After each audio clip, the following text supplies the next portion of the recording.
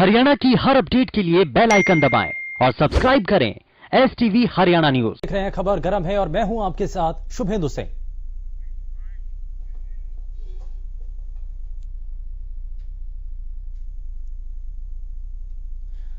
बड़ौदा उपचुनाव को लेकर तैयारियां हर दल कर रहा है और सियासत के बीच जुबानी जंग भी तेज हो चुकी है।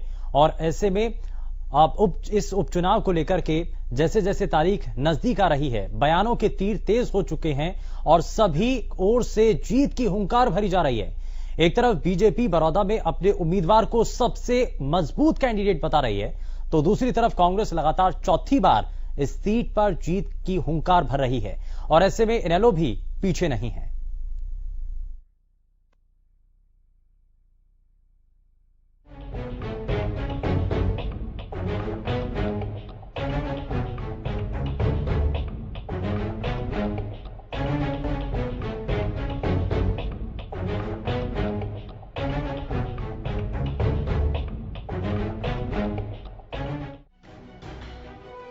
बड़ौदा उपचुनाव में जीत के लिए बेताब पार्टियों ने एक दूसरे पर बयानों के तीर छोड़ने शुरू कर दिए हैं। हर कोई अपने अपने उम्मीदवार को जिताने का दावा कर रहा है। बीजेपी अपने उम्मीदवार योगेश्वर दत्त को सबसे मजबूत बताते हुए कांग्रेस के उम्मीदवार को अननोन बता रही है, तो कांग्रेस कह रही है कि इस जीत के साथ ही सरकार हिल जाएगी। ऐसे में इनेलो भी पीछे नहीं है। इनेलो ने बीजेपी नेताओं के पार्टी छोड़ने को लेकर बीजेपी पर निशाना साधते हुए बड़ौदा उपचुनाव के बाद जनवरी तक सरकार गिर जाने की भविष्यवाणी कर दी है। लेकिन पार्टी छोड़ने वाले नेताओं को लेकर सीएम का कहना है कि वो भ्रम और नासमझी में ऐसा कदम उठा रहे हैं। सीएम ने कृषि कानूनों पर बोलते हुए झूठ फैलाने का आरोप लगाया। इस दौरान सीएम ने दावा किया कि बड़ौदा की जनता बीजेपी के साथ है। की जनता भी पहचान चुकी है कि विकास का काम कौन करेगा, समाज के अंदर अच्छी व्यवस्थाएं खड़ा करने के लिए कौन सरकार आगे आ रही है।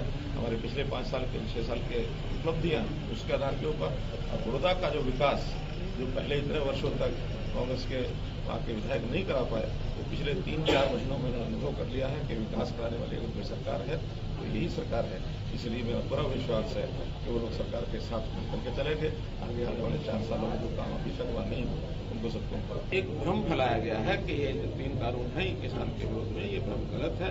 ये तीनों कानून किसान के हित में है और जब प्रत्यक्ष उनको लगने लगेगा तब उनको समझ में आएगी।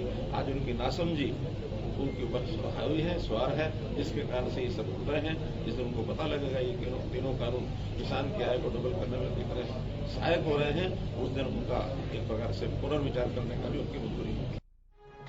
उधर प्रदेश बीजेपी अध्यक्ष ओपी धनखड़ ने भी बड़ौदा में इस बार बीजेपी की झंडा लहराने का दावा कर रहे हैं।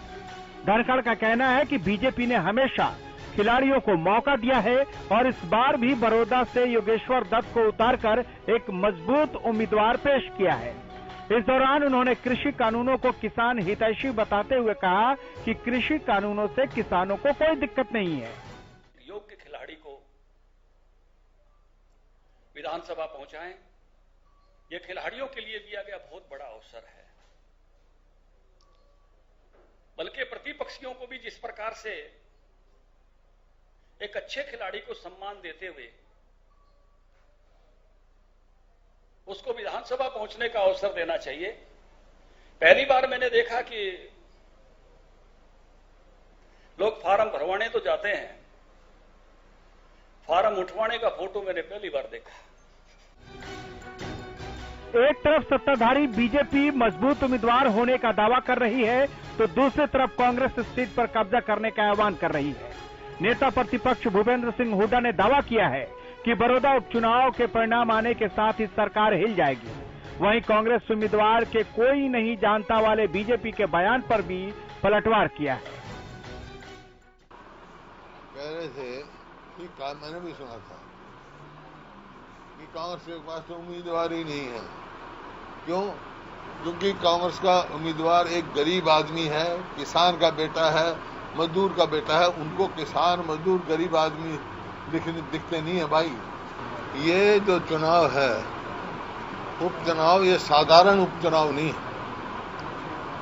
ये उपचुनाव ऐसी परिस्थिति में हुआ है कि ये एक उपचुनाव का नतीजा इस सरकार की चूल हिला देगा।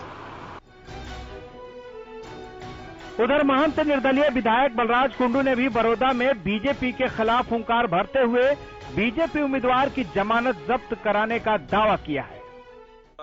मजबूत जो है वहां कांग्रेस का उम्मीदवार है। मैंने तो पहले भी इस बात की मीडिया के साथियों के माध्यम से की थी कि मेरे लिए प्राथमिकता भारतीय जनता पार्टी के उम्मीदवार की जमानत जब्त कराना है। ये लड़ाई आज पार्टी लेवल की नहीं है। हमारे मतभेद जो भी राजनीतिक रूप से हैं उसको हम बाद में देख लेंगे।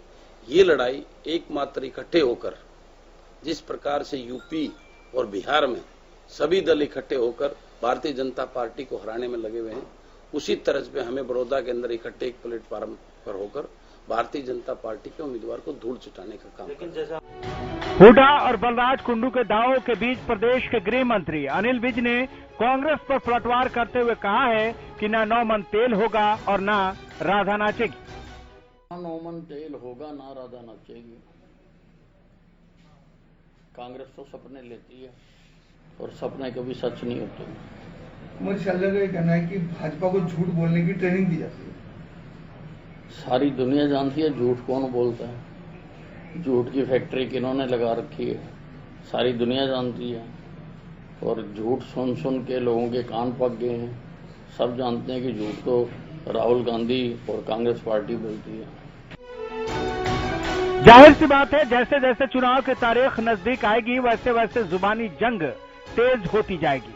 ऐसे में देखना है कि जनता इन बयानवीरों के झांसे में आती है या फिर अपनी समस्याओं को लेकर वोट की चोट करती है। Bureau report, Haryana news.